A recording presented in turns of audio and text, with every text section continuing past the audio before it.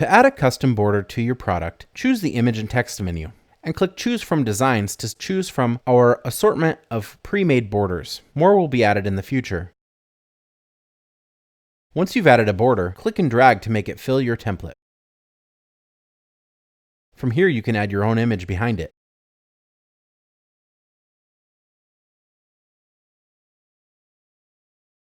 Choose the Layers menu to move your image behind the border, and lock the border.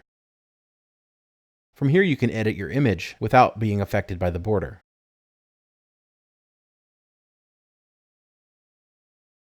To change the border's colors, unlock it and select it.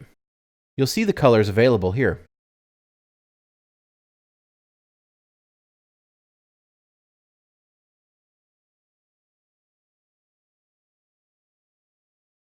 To delete a border, select it and click the X in the top right corner. To add a new border, do the same process. Always make sure that your border extends past your bleed on the template.